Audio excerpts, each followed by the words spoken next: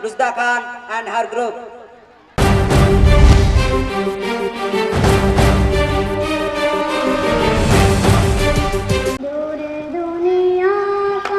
अस्सलामुअलैकुम अम्मी। वालेकुम अस्सलाम बेटी। अम्मी आज ऑफिस, जब भी मैं ऑफिस से आती हूँ मुझे महविश भाभी दिखाई ही नहीं देती। इतनी थकी हुई रहती हूँ मगर एक गिलास पानी तक नहीं पूछती। ना तो वक्त पर खाना मिलता है, ना दूल्हा दुल्हन कपड़ा मिलता है। मुझे अभी शॉपिंग पर जाना है, मेरे कपड़ों पर प्रेस भी नहीं है। अभी मैं क्या पहनूंगी? और आज मेरे ससुराल के लोग भी आ रहे हैं, सारा घर में बिखरा पड़ा है। वो लोग आकर देखेंगे तो क्या सोचेंगे? अम्मी तुम महविश भाभी को बहू बनाकर लाई है या कोई मालकिन? कहती है अपने और अपने अम्मी के कपड़े खुद ही धो लिया मन है।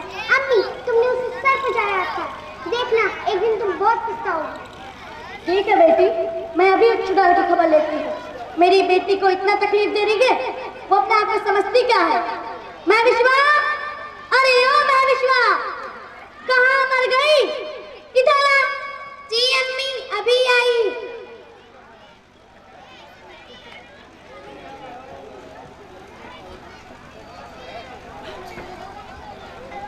क्या बात है अम्मी? चल बड़ी हुई अम्मी की बच्ची, तुमको हमने बहू बना कर लाए कोई मालकिन? तुम सब पर हुकूमत करने गए हुए घर कैसे संभाल ले? तुमने चादरी का कपड़ा अभी तक क्यों नहीं तैयार किया और उसे वक्त पर खाना क्यों नहीं देती? और तुझको ये मालूम है कि आज उसके ससुराल के लोग आ रहे हैं, घर की साफ सफाई क्यों नहीं किया? नए बर्तन क्यों नहीं निकाले? किचन की तैयारी अभी तक क्यों नहीं शुरू हुई? अम्मी इसको दिन भर मेकअप करने और सीरियल देखने से फुर्सत मिलेगी तब ना ये खाना पकाएगी। और खाना पकाएगी भी कैसे? इसके हाथ नहीं काले पड़ जाएंगे, बर्तन धोने से इसके हाथ नहीं गिर जाएंगे, कपड़े मैले नहीं हो जाएंगे। अम्मी एक हफ्ता पहले जो आपने एक दर्जन साबुन लाया था ना, वो सारा साबुन खत्म हो गया, हफ्ता भर भी नहीं चला। हाय अल्लाह, मैं तो सारा साबुन लाते लाते थक गई। कभी ये खत्म तो कभी वो खत्म, कभी इसने आंखें देखा हो तब ना। जब से ये गोरी घर में आई है, घर की सारी बरकतें चली गई। ये गलत बात है अम्मी, मैं तो सबको वक्त पर खाना भी देती हूँ, सबके कपड़े भी बराबर धोती हूँ और कपड़ों पर इस्त्री भी कर देती हूँ। उनसे इस्त्री ना कर सके तो वह मेरी शिकायत कर रही है, सौतरा के ऐब निकाल रही है। और रही बात मेहमानों के लिए खाना तैयार करने को, तो अम्मी अभी तो मेहमान के आने में काफी टाइम है, उनके आने से पहले इंशाअल्लाह हमारा सारा काम हो जाएगा। अगर ज्यादा काम रहा तो आप लोग भी हाथ बटवा लेंगे, अकेले मैं कितना काम करूंगी? और अम्मी जो साबुन सरफ खत्म होने वाली बात है तो वह अकेले मैं ही थोड़ी इस्तेमाल कर लेती हूँ, आप और आपकी बेटी भी इस्तेमाल करती हैं। अरे मनहूस, तू कौन होती है मेरी बेटी के बारे में कुछ कहने वाली? तेरा बाप क्या कर देता है क्या? एक कौड़ी का सामान तो लाया नहीं और आई है जबान लड़ाने। हमने समझा था आएगी तो ढेर सारा सामान लाएगी, पकाएगी, खिलाएगी, घर वालों की खिदमत करेगी, लेकिन तू तो खाली हाथ भिखारी की तरफ चली गई और आते ही सारे घर पर कब्जा जमा लिया, सब पर हुकूमत करना शुरू कर दिया। लेकिन अब तेरे के चोचले एक सेकंड बर्दाश्त नहीं, यहाँ तेरा तब तक गुजारा नहीं जब तक तू अपने माँ बाप से हमारी डिमांड पूरी नहीं कर देती। तू आज ही अपने बाप को फोन कर और बोल मुझे AC, cooler, washing machine, sofa, AC और दहेज का सारा सामान चाहिए। और कान खोल कर सुन ले, आज के बाद मेरी बेटी का बिस्तर और इसके कोई भी सामान को हाथ मत लगाना। अम्मी अब तक जो कुछ हुआ मैं इस बात के लिए माफी चाहती हूँ। मेरे शादी के वक्त मेरे माँ बाप से जितना हुआ उन्होंने दिया, अब मैं इससे ज्यादा नहीं ला सकती। तू लाई क्या है भिखारी? अगर एक महीने के अंदर मेरी फरमाइश का सारा सामान नहीं गया तो देखना मैं तेरा क्या हासिल करूंगी। चल भाग यहाँ से, नाश्ता का इंतजाम करो, तुम्हारे ससुराल वाले आते ही होंगे। ठीक है अम्मी।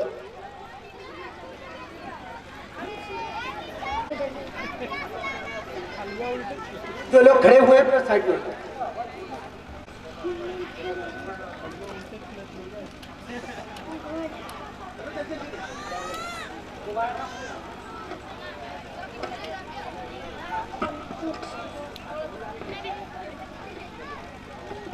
अस्सलामुअलैकुम। वालेकुम अस्सलाम। आइए बैठिए। चांदनी बेटी, तुम्हारे ससुराल के लोग आए हैं, चाय पानी लाओ। जी अम्मी, लाती हूँ। और बताइए आपा, कैसा हाल चाल है? घर में सब बाल बच्चे खैरियत से हैं? खैरियत गई भाड़ में। आपने अपनी बेटी के दहेज में पलंग, बाल्टी, संदूक और 2-4 बर्तन जैसे घटिया और बेकाम की चीज दी है। हमें भी खाली समझ। आप अभी अपना कूड़ा कबाड़ मंगा कर अपने घर रख लीजिए और अपनी बेटी भी। हमें ना आपका सामान चाहिए और ना आपकी बेटी। हम जा रहे हैं। रुक जाइए आपा। नहीं, हम जा रहे हैं।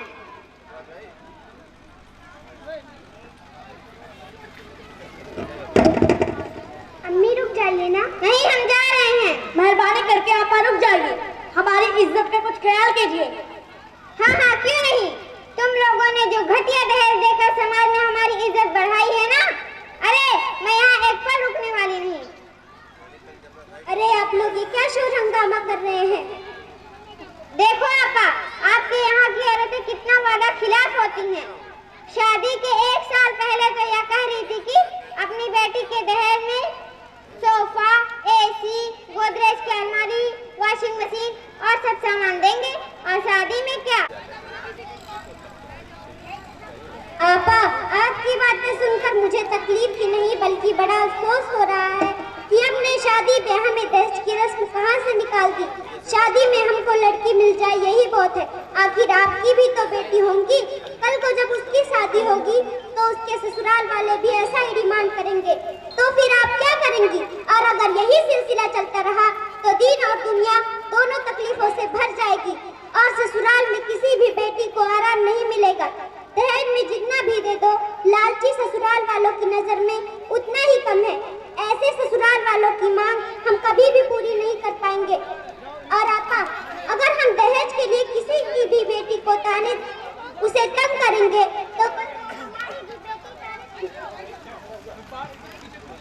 तो चलो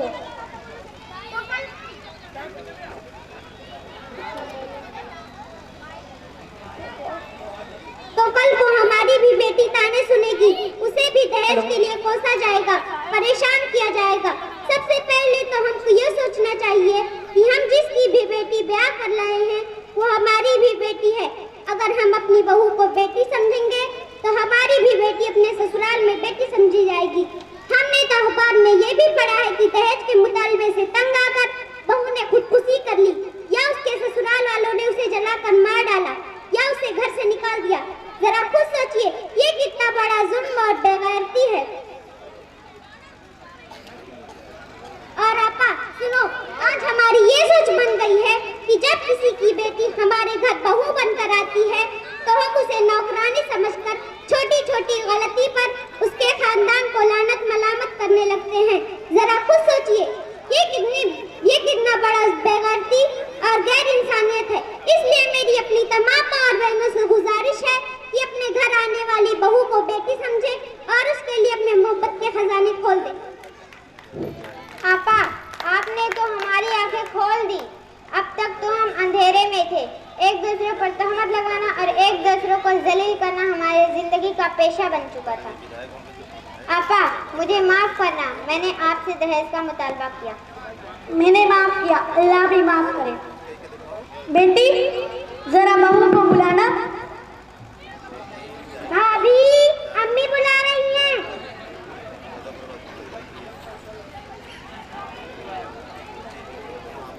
क्या बात है अम्मी? मुझे माफ कर दो बहू, मैंने तुम्हारे साथ बहुत जुल्म किया और तुमसे दहेज का मुतालबा किया। अम्मी, मैंने माफ किया, अल्लाह भी माफ करे। शुक्रिया बहन, आपने हम सब की आगे खोल दी।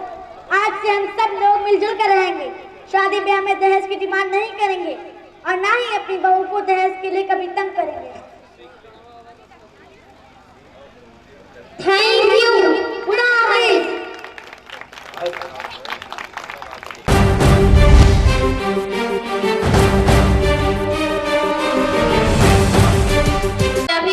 My name is Afsana Khan. I study in class 5th. I want to deliver a speech on dowry system. Dowry was originally designed to safeguard the women, and provision was made in the form of stridhan. consisting of money, property, or gift given solely to the woman by her parents at various times. But the abuse of this custom eroded and eroded the original meaningful function where dowry was a safety net for the woman. It has now become a price tag for the groom. The groom often demands large sum of money, furniture, and many costly things. The pride of Indian groom has increased based on qualification, profession, and income. Dowry has reduced the status of women to that of a commodity available in the market with so much cash and gifts. In case of marriage with dowry leisure, then the demand takes place a new chapter and physical violence against the bride begins to extract more dowries. The need of however is the social awareness, at least among the females. More stringent laws, more awareness, more education to the girls, more self-dependence of the girls, and a social awakening can only curb this ever-increasing evil. Thank you. Please welcome Rizwan Alam and group.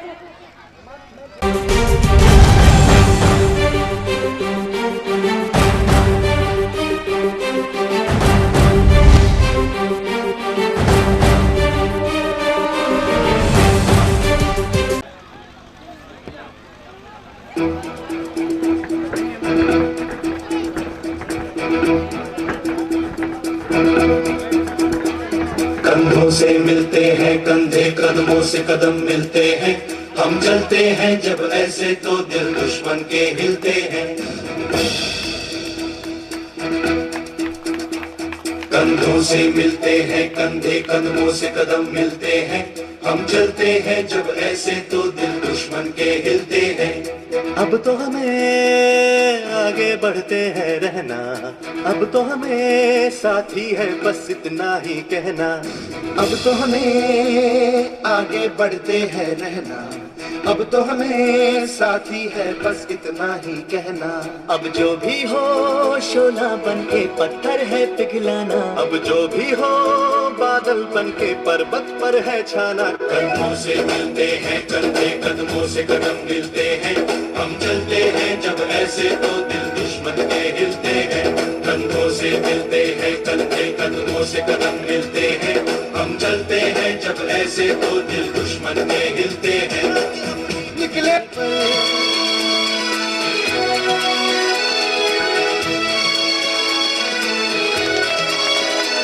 खतरों से हंस के खेलना, इतनी तो हमें हिम्मत है। मोड़े कलाई मौत की इतनी तो हमें ताकत है। हम सरहदों के वास्ते लोहे की एक दीवार है, हम दुश्मनों के वास्ते होशियार है तैयार है। अब जो भी हो शोला बन के पत्थर है पिघलाना, अब जो भी हो बादल बन के पर्वत पर है छाना। कंधों से मिलते हैं कंधे, कदमों से कदम मिलते हैं, हम चलते हैं जब ऐसे तो दिल दुश्मन के हिलते हैं। बंदे हैं हम उसके, हम पे किसका जोर। उम्मीदों के सूरज निकले चारों ओर, इरादे हैं फौलादी, हिम्मती हर कदम, अपने हाथों किस्मत लिखने आज चले हैं हम।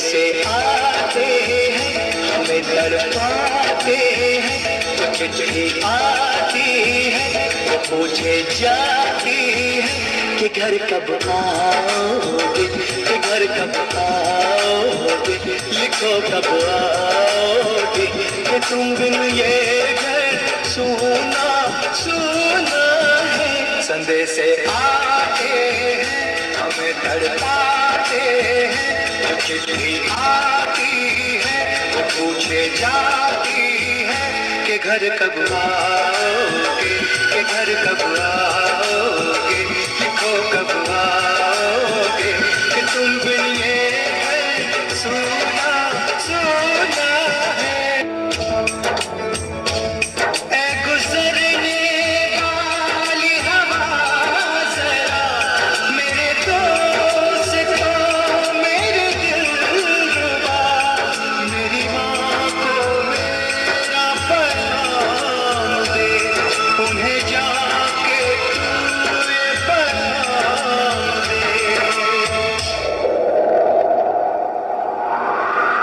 मैं वापस आऊंगा, मैं वापस आऊंगा, फिर अपने गाँव में किसी की छाँव में। मैं एक दिन आऊंगा, मैं एक दिन आऊंगा।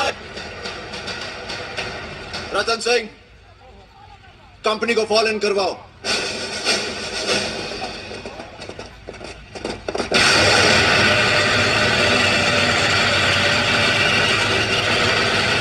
आज की रात हमारे लिए इम्तिहान की रात है, क्योंकि एयरफोर्स कल सुबह तक हमारी मदद के लिए नहीं आ सकती और सुबह होने के लिए काफी वक्त बाकी है।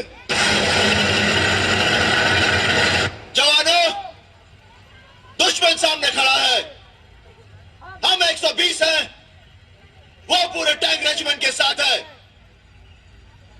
कमान ने हमें पोस्ट छोड़कर पीछे हट जाने के लिए कहा है, मगर फिर भी आखिरी फैसला मुझ पर छोड़ा है और मैंने फैसला यह किया है कि मैं मेजर कुलदीप सिंह अपनी पोस्ट छोड़कर नहीं जाऊंगा। अब तुम लोगों का फैसला मैं तुम पर छोड़ता हूं। जो लोग ये पोस्ट छोड़कर जाना चाहते हैं जा सकते हैं। सर, सबसे पहले मेरा फैसला सुनिए सर। कोई रहे या ना रहे, मैं अपनी धरती दुश्मनों के हाथ में छोड़कर नहीं जाऊंगा। मर जाऊंगा सर, कदम पीछे नहीं हटाऊंगा। भैरव सिंह, आज मरने की बात की है, दोबारा मत करना। दुनिया की तारीख शाहिद है कि मरकर किसी ने लड़ाई नहीं जीती। लड़ाई जीती जाती है दुश्मन को खत्म करके। छुट्टी लेकर मैं घर तक नहीं पहुंचा सर। आधे रास्ते से वापस सिर्फ अपनी कंपनी के साथ दुश्मनों का सामना करने के लिए आ गया, सिर्फ ये सुनने के लिए कि कमांड ने मुझे पीछे हटने का हुक्म दिया। मुझे गोली मार दीजिए सर, मगर मैं ये हुक्म मानने के लिए तैयार नहीं हूं। मैं तुम्हारे दिल की हालत समझ सकता हूं मथुरा दास, मगर कमांड ने भी कुछ सोच समझकर हुक्म दिया होगा। हम 120, दुश्मन 2000। कहां के हुए साहब जी? सच्चे बादशाह 10वीं पातशाही श्री गुरु गोबिंद सिंह जी महाराज ने फरमाया है, चिड़िया नाल जे बाज लड़ावा ता गोबिंद सिंह नाम तरावा। साहब जी, जब चिड़िया बाज के साथ लड़ सकती है तो हम तो इंसान हैं। हम नहीं जाएंगे।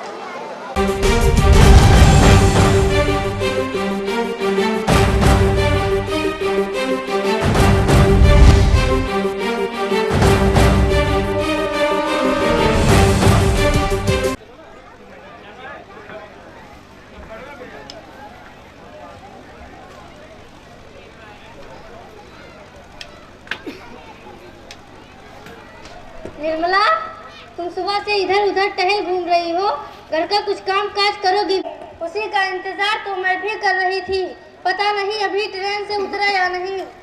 अम्मी, मैं अभी भैया को फोन लगाकर पता करती हूँ कहाँ पहुँचे।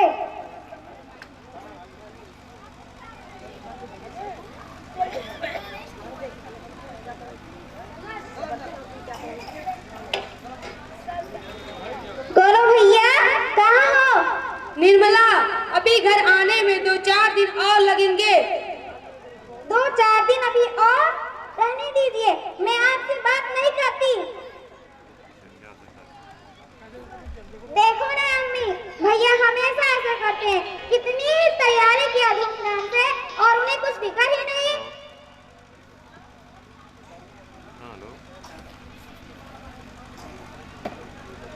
गौरव भैया, नमस्ते भैया।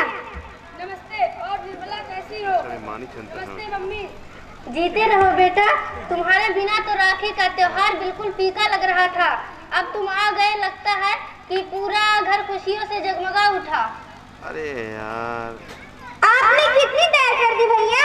मैं कब से राखी बांधने के लिए आपकी राह देख रही थी। चलो जल्दी करो। तुम ही तो मेरी इकलौती बहन हो।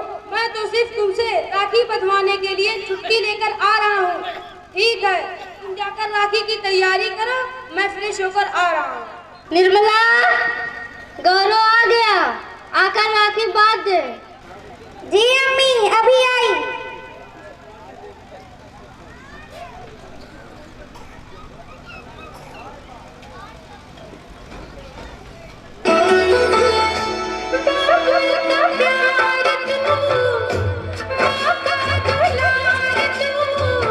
तेरे होते माँ बाबुल की याद भी ना आए। तू हमारा वीर है, ये भी तकदीर है। बहनों की राखी चूमे भैया की कलाई।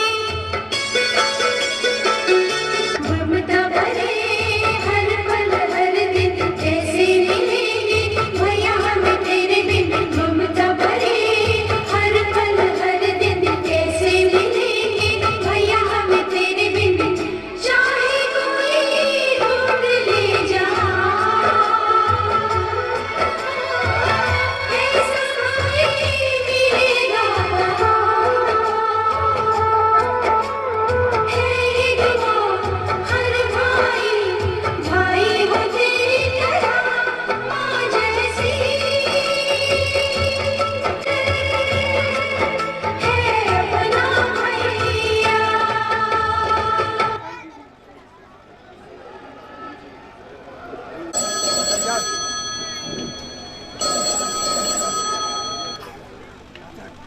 Hello. Alpha two beta, alpha two beta. Yes sir. Major Randeep Singh here. Yes sir. Lieutenant Gaurav Singh. Yes. आपकी छुट्टियां रद्द कर दी गई हैं। बारह पतंग छिड़ने वाली है।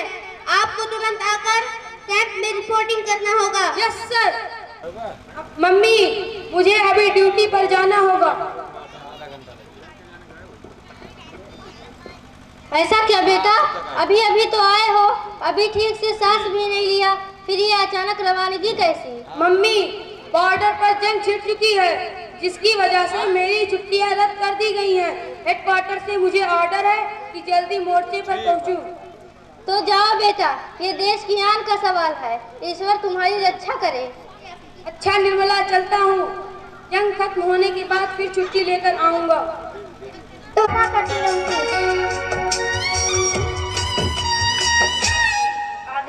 लम्हों जरा ठहरो, जरा ठहरो।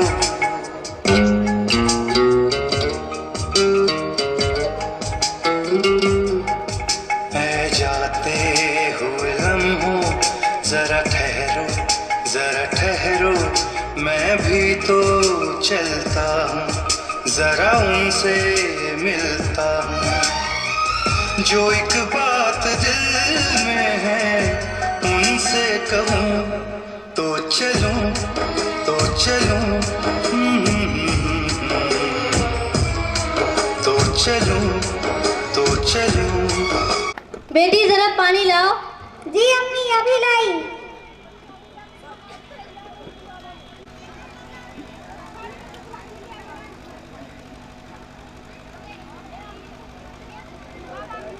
लीजिए अम्मी।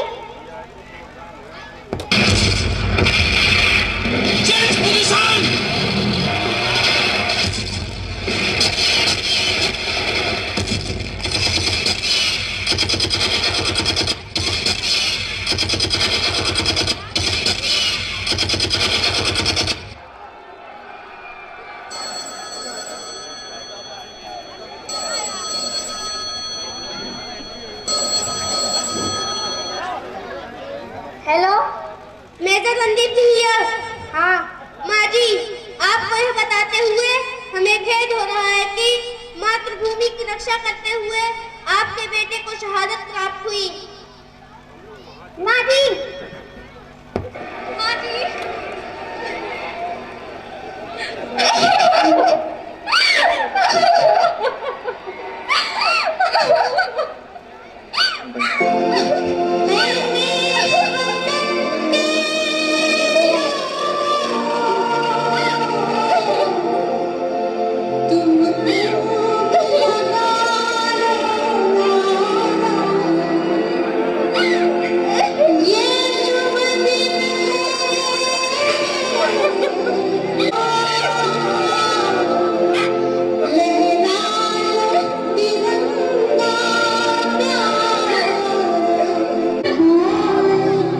तेज मारिएगा।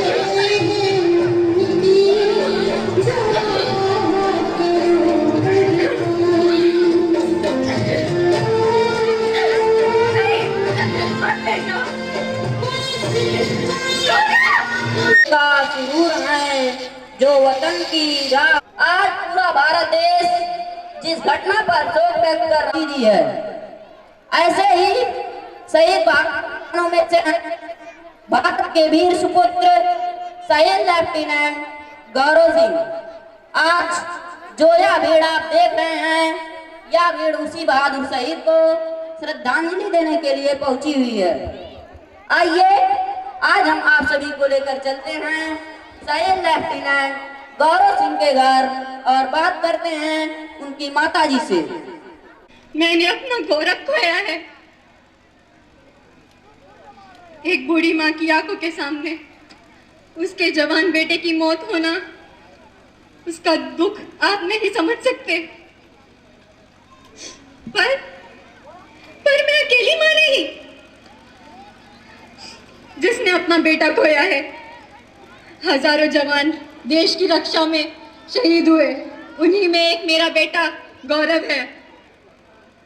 मुझे फक्र है कि उसने मेरी कोख को गौरवान्वित किया। बहुत कम लोग होते हैं बहुत कम लोग होते हैं जिन्हें तिरंगा कफ्न में नसीब होता है। मेरे गौरव को हुआ और इस मातृभूमि के सम्मान में मुझसे जो हो सकेगा मैं करूंगी।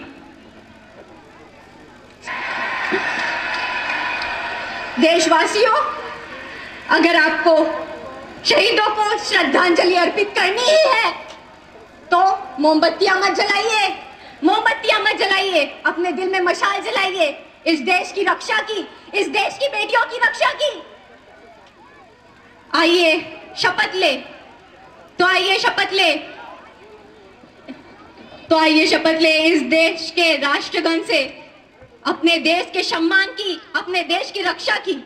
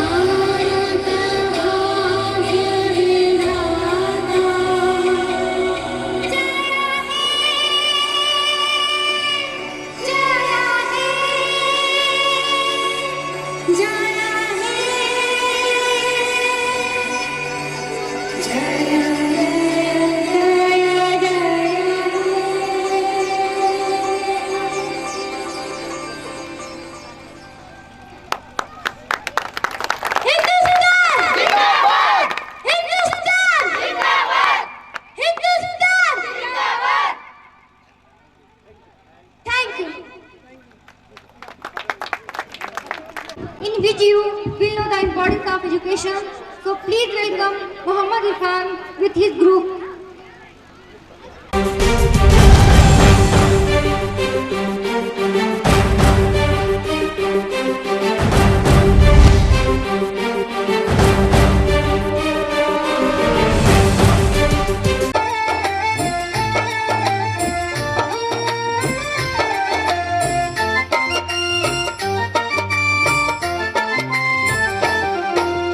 पढ़ना लिखना सीखो ओ मेहनत करने वालों, पढ़ना लिखना सीखो ओ मेहनत करने वालों, ओ बोझा ढोने वालों, ओ भूख से मरने वालों, पढ़ना लिखना सीखो ओ मेहनत करने वालों, पढ़ना लिखना सीखो ओ मेहनत करने वालों।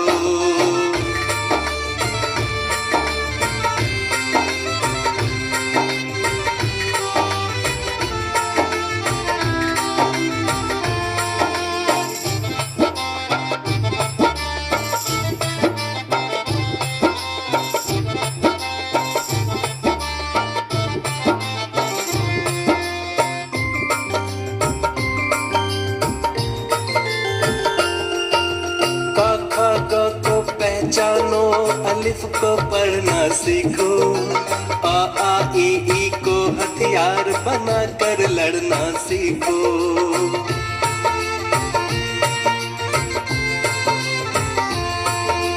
का खा गा को पहचानो, अलिफ को पढ़ना सीखो, आ आ ई को हथियार बना कर लड़ना सीखो।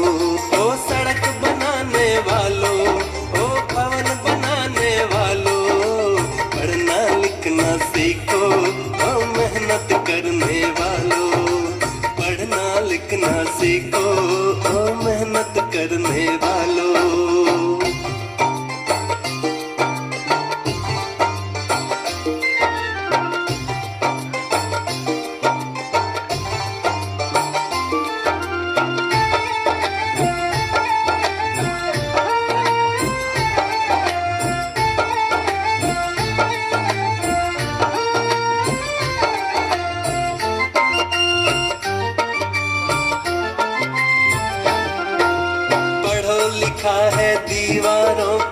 मेहनत कश का नारा, पढ़ो पोस्टर क्या कहता है वो भी दोस्त तुम्हारा।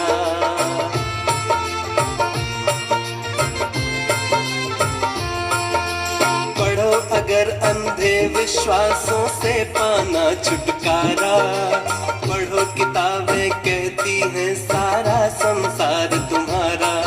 ओ खेती करने वालों, मजदूरी करने वालों, पढ़ना लिखना सीखो, ओ मेहनत करने वालों। पढ़ना लिखना सीखो, ओ मेहनत करने वालों। ओ बोझा ढोने वालों, ओ भूख से मरने वालों, पढ़ना लिखना सीखो, ओ मेहनत करने वालों। पढ़ना लिखना सीखो, ओ मेहनत करने वालों।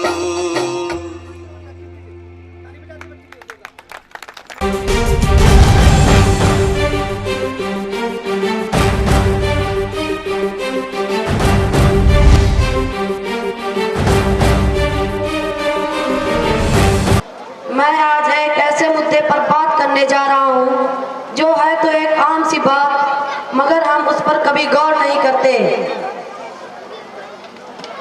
मैं हमारी कौम की एनरोलमेंट रेशियो के बारे में कुछ थोड़ी सी रोशनी डालना चाहता हूँ।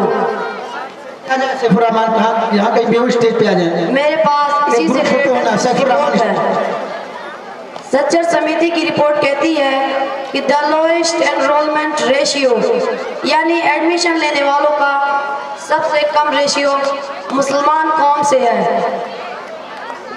43% of the Muslim students or children they have never seen a campus। उन्होंने कभी कोई कॉलेज देखा ही नहीं है या अपनी पढ़ाई बीच में छोड़ दी। पहली आयत इकरा थी और आज सबसे कम एडमिशन लेने वालों में हमारा परसेंटेज है। अल्लाह रब्बुल इज्जत ने कुरान में एक आयत फरमाई, वहाँ कहा कि ऐ महबूब फरमा दीजिए क्या वो लोग बराबर हो सकते हैं जो जानते हैं और जो नहीं जानते। जो जानते हैं और जो नहीं जानते वो कभी बराबर नहीं हो सकते। अगर आप इसका ट्रांसलेशन इंग्लिश में करें तो कुछ ऐसा होगा कि जो नॉलेजेबल है और जो नॉलेजेबल नहीं है वो कभी बराबर नहीं हो सकते। मतलब नॉलेजेबल की फजीलत, अजमत, रिफत, प्रेस्टीज देखिए आप कि जो जानते हैं और जो नहीं जानते वो कभी बराबर नहीं हो सकते। सच्चर समिति की रिपोर्ट कहती है कि हाईएस्ट ड्रॉप आउट रेट्स यानी पढ़ाई को बीच में छोड़ देने वालों का प्रतिशत ये मुसलमान कौम से है। अल्लाह रब्बुल इज्जत कुरान में कह रहा है कि जो जानते और जो नहीं जानते वह बराबर नहीं हो सकते और हम इस रिपोर्ट के मुताबिक सबसे ज्यादा नहीं जानने वालों में शुमार किए जाते हैं। मतलब हम अपनी पढ़ाई को बीच में छोड़ दे रहे हैं। मेरे पास आकाए नामदार से किसी ने पूछा कि पढ़ने की उम्र क्या है, what is the age of education, पढ़ने की उम्र क्या है। तो आका ने कहा पढ़ने की उम्र है कि माँ की गोद से कब्र के आगोश तक, यानी पढ़ाई शुरू करो माँ की गोद से और पढ़ते रहो कब्र के आगोश तक। मेरे पास कल्चरल डेवलपमेंट रिपोर्ट है 2011 की, वो कहता है पहले नबी पाक से पूछा कि पढ़ने की उम्र क्या है, तो कहा माँ की गोद, पढ़ाई शुरू करो माँ की गोद से और पढ़ते रहो कब्र के आगोश तक। कल यूनेस्को की कल्चरल डेवलपमेंट रिपोर्ट कहती है एवरेज यूरोपियन वो अपने पूरे साल में 200 घंटे पढ़ता है, वहीं अरब और मुस्लिम वो अपने साल में 6 मिनट पढ़ते हैं। एवरेज यूरोपियन वो पूरे साल में 200 घंटे पढ़ता है और Arab and Muslim as the whole at the rate of 6 minutes पर एम। मतलब सुलेमान अलैहिस्सलाम ने अल्लाह ताला से एक दुआ की कि ऐ परवरदिगार मुझे ऐसी ऐसी बादशाहत, ऐसी शहंशाहत दे कि जो तूने किसी को ना दी हो। तो अल्लाह ने जिब्रील अमीन के हाथ उनके लिए एक इम्तिहान भेजा। जिब्रील अलैहिस्सलाम ने उनके सामने 3 चीज़ें लाकर रख दी और सुलेमान अलैहिस्सलाम से कहा कि मैं आपके सामने 3 चीज़ें रखता हूँ। अल्लाह ने कहा जो आप चुन लेंगे वो आपकी हो जाएगी। तो जिब्रील अमीन ने पहली चीज़ रखी दौलत, और दूसरी चीज़ रखी शोहरत, और तीसरी चीज़ रखी इल्म। जब जिब्रील अमीन ने इल्म रखा तो सुलेमान अलैहिस्सलाम मुस्कुरा पड़े, कहा परवरदिगार मुझे माफ़ करना, मेरी दुआ गलत थी, मुझे अब बादशाह नहीं सिर्फ इल्म चाहिए, मुझे अब बादशाह नहीं सिर्फ इल्म चाहिए। जब सुलेमान अलैहिस्सलाम ने एजुकेशन ले लिया, नॉलेज ले ली, तो जिब्रील अमीन ने दौलत और शोहरत से कहा कि वापस चलो, तुम्हें सुलेमान ने ठुकरा दिया, चलो वापस चलो, तुम्हें सुलेमान ने ठुकरा दिया। तो दौलत और शोहरत वहाँ कह पड़ी हम कहीं नहीं जा सकते, हमारे रब ने जब हमें बनाया था तो ये हुक्म दिया था, ए दौलत ए शोहरत, जहाँ जहाँ इल्म जाए या एजुकेशन जाए तो उसके पीछे पीछे चली जा। मतलब हमारी ज़िंदगी में इल्म की अहमियत बहुत ज़्यादा है और मुसलमान कौम इल्म की शफ़क़त में बहुत पीछे है। Thank you.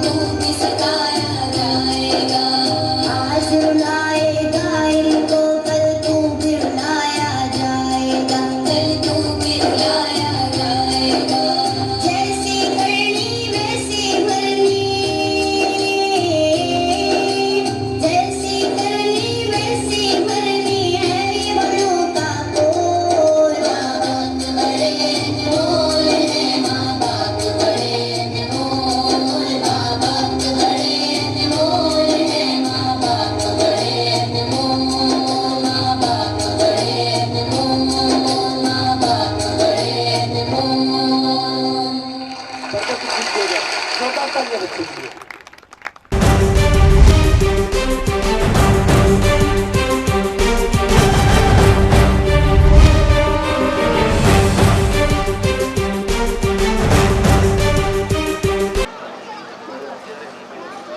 यहाँ बच्ची का एडमिशन कराना है।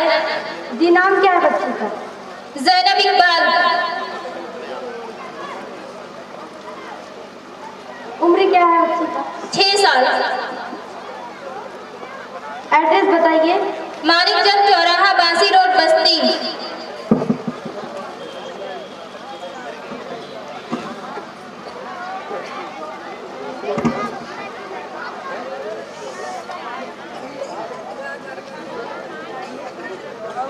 यहाँ साइन कर दीजिए।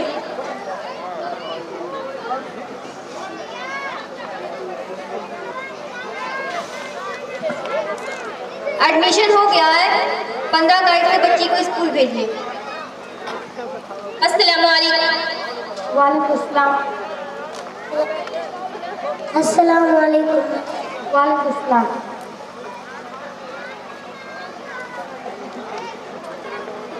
कम इन। अरे माँ, ये लोग तो कमीन कमीन बोलकर गालियाँ देते हैं जी। मेरी पोती को पढ़ाएंगे क्या? चल रहे चलो, नहीं कराना है मिशन। अरे कौन है आप? अंदर आइए।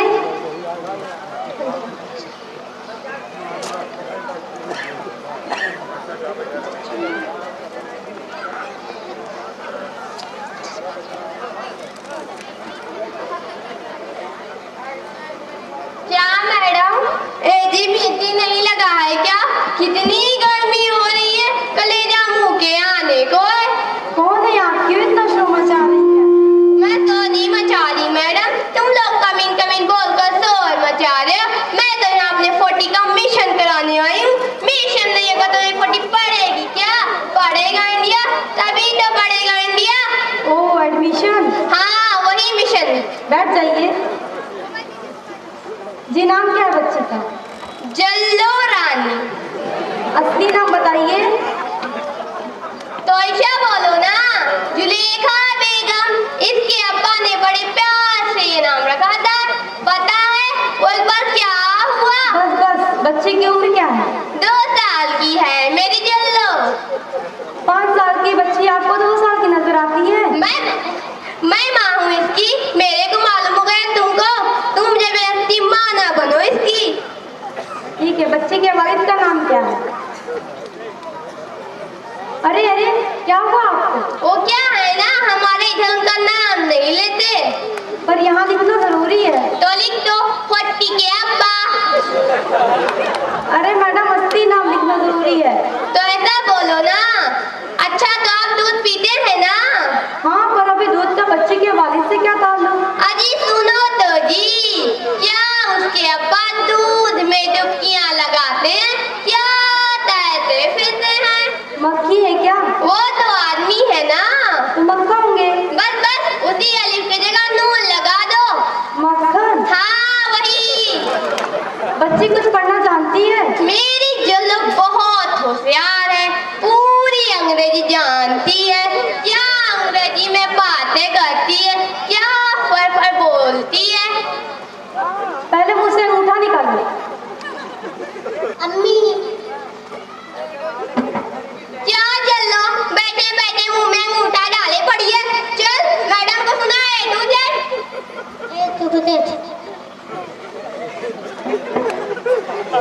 एड्रेस बताइए। जल्लो की ड्रेस की बात कर रही हैं आप? वो तो पिछले बार ईद पे सिलवाया था। अच्छा है ना, पूरे 10,000 का है। 10,000 का। 10,000 का? हाँ 10,000 का। मैंने आपसे ड्रेस की बात नहीं की, आपका एड्रेस यानी पता पूछा है। तो ऐसा बोलो ना, यहाँ से जाकर एक गली आती है। गली को लेकर एक बिल्डिंग है। तो वहाँ रहती हैं आप? नक्कू बाबा। वहाँ से आगे जाकर एक नाला है। नाले को लेकर हरी मस्जिद है। तो वहाँ रहती हैं आप? नक्कू बाबा। वहाँ से आगे जाकर एक चाट मसाले की दुकान है। वही मेरी जल्लो चाट चाट कर चाट मसाला खाती है। ठीक है, मैं आपका एड्रेस समझ गई।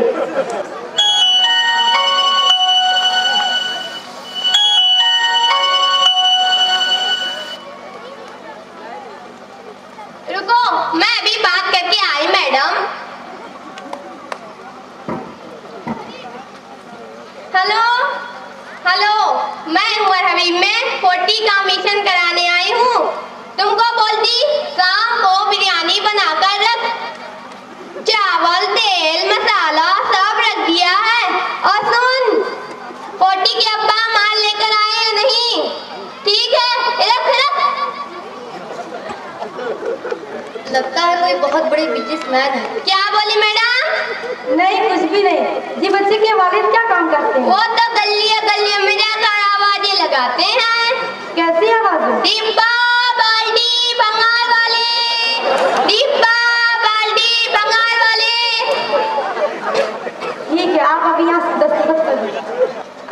अब ये खत क्या है जी? अरे अपना अंगूठा लगा दो। तो ऐसा बोलो ना मैडम।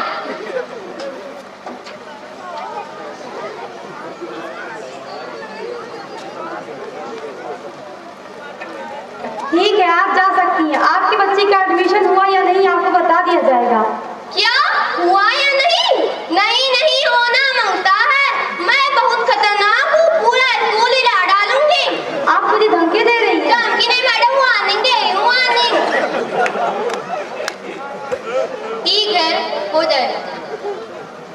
चल लो, हो गया तेरा मिशन। तो देखा आप लोगों ने, पढ़े लिखे लोगों में और जाहिल लोगों में कितना फर्क होता है। इसीलिए कहते हैं एजुकेशन यानी तालीम हर इंसान के लिए बेहद ज़रूरी है, क्योंकि तालीम से इंसान के अंदर तहजीब आती है, बातचीत करने का सलीका आता है। जहालत एक रोग है, खुदा उसे फना करे, खुदा की बारगाह में हर एक के दुआ करे।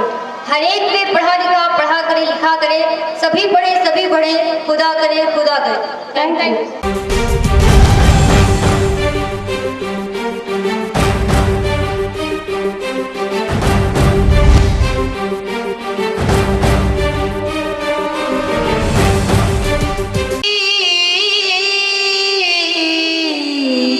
नाना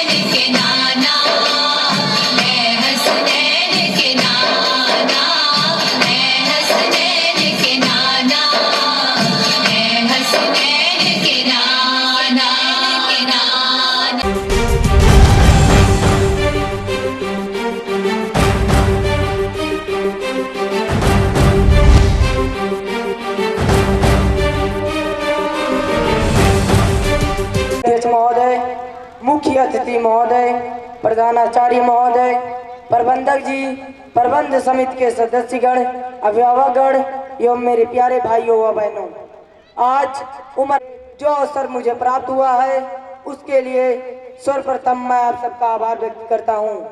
भाइयों और बहनों, जैसा कि आप जानते हैं कि बेहतर शिक्षा इस पृथ्वी पर सभी लोगों को आगे बढ़ने तथा सफलता प्राप्त करने के लिए अति आवश्यक है।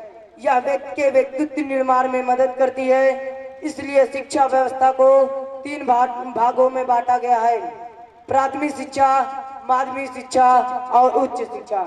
प्राथमिक शिक्षा छात्रों को आधार प्रदान करती है जो जीवन भर मदद करती है।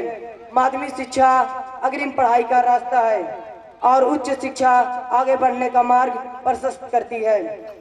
भाई और बहनों, हमारी शिक्षा ये निर्धारित करती है कि हम भविष्य में किस प्रकार के व्यक्ति बनेंगे। अब तो इस प्रतियोगी संसार में संपूर्ण मानव के लिए शिक्षा प्राप्त करना अति आवश्यक हो गया है। उच्च शिक्षा भविष्य में आगे बढ़ने के लिए बहुत से रास्तों का निर्माण करती है। प्रत्येक बच्चा अपने जीवन में अलग अलग सपना रखता है, जैसे IAS, PCS, इंजीनियर, डॉक्टर या अन्य उच्च पदों को प्राप्त करना। इन सभी सपनों को सच करने का एक ही रास्ता है: अच्छी शिक्षा। इसलिए हमारी सरकार ने कई संस्थाओं की स्थापना की है, जैसे यूपी बोर्ड, CBSE, ICSE आदि, ताकि छात्रों को उत्तम शिक्षा प्राप्त करने का अवसर मिल सके। भाई और बहनों, शिक्षा एक ऐसा साधन है जो हम सभी को जीवन भर लाभान्वित करती है। इसलिए प्रत्येक माँ बाप का परम कर्तव्य है कि वह अपने बच्चे को अच्छी व उच्च शिक्षा प्रदान करने की कोशिश करे, क्योंकि शिक्षा ही व्यक्ति के भविष्य का निर्माण करती है। इसकी महानता पर किसी ने प्रकाश डालते हुए कहा है, शिक्षा इस संसार में है भविष्य की मूल, शिक्षा इस संसार में है भविष्य की मूल, इससे ही सब कुछ मिले जैसे गुलाब का फूल। अंग्रेजी के प्रसिद्ध कवि चार्ल्स लॉ ने भी कहा है, plant are developed by cultivation, well is man by education. तो आइए हम सब कुछ छोड़कर शिक्षा को अपनाएं ताकि एक बेहतर भारत का निर्माण कर सके। इन्हीं सभी शब्दों के साथ मैं अपनी वाणी को विराम देता हूं। धन्यवाद।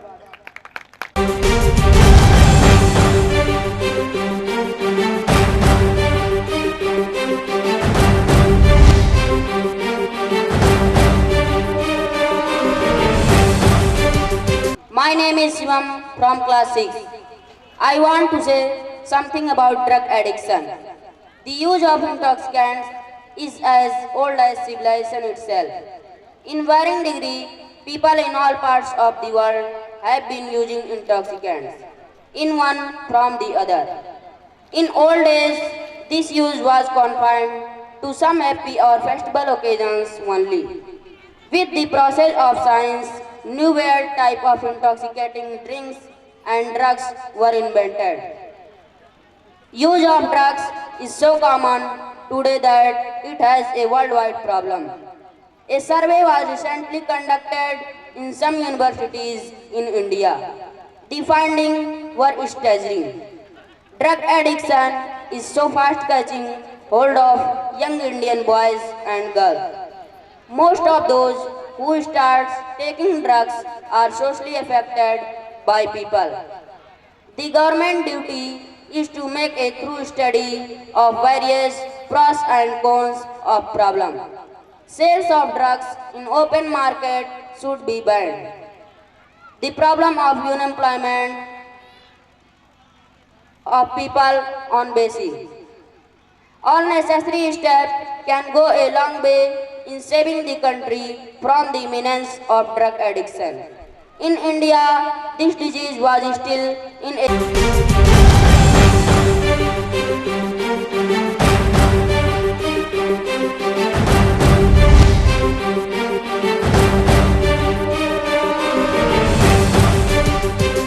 I speak the topic science and religion.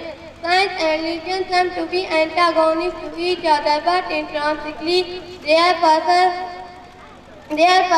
is the sum to make life happy and worth living. Both claim to be best through their methods are different. There are many similarly and similarly between science and religion. The basic of science in earliest last stage is believed to be observation and experiments. And it is quick observation and experiments, and it is quick understandable that man must have been observing the natural phenomena, having some experiments of worded type. Yet religion is believed to be much older than science. Thank you.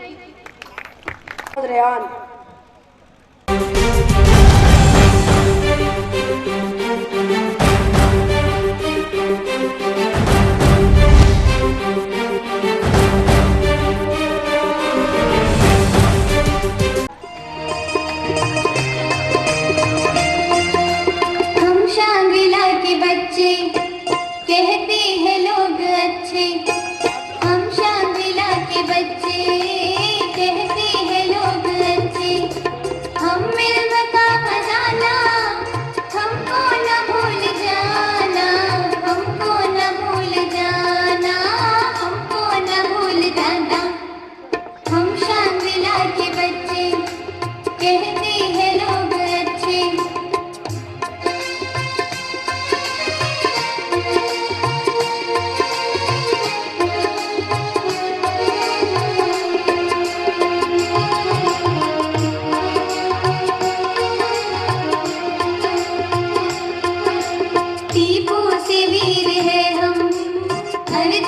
तीर है हम, टीपू से वीर है हम, अर्जुन का तीर है हम, इकबाल का तराना, हमको न भूल जाना, हमको न भूल जाना, हमको न भूल जाना, हम शामिला के बच्चे, कहते हैं लोग अच्छे।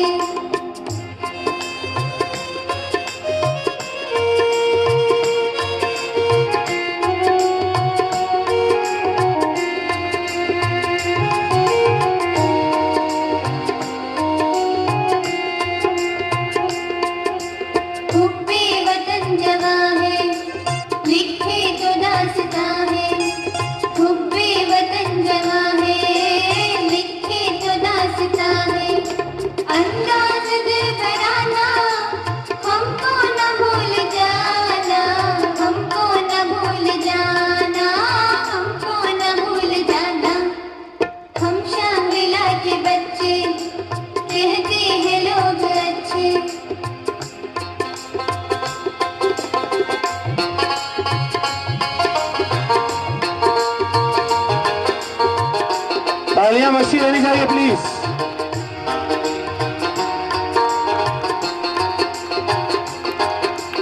मैडम के इस चमन में, तारों के अंजुमन में, मैडम के इस चमन में, तारों के अंजुमन में,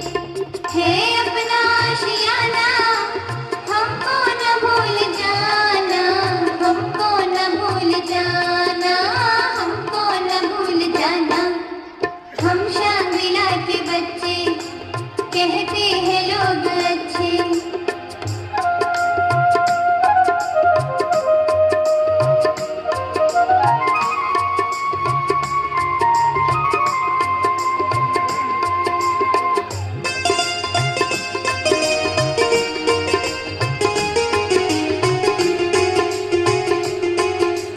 सर का जो नाम आया सबने ये गुनगुनाया, सर का जो नाम आया सबने ये गुनगुनाया।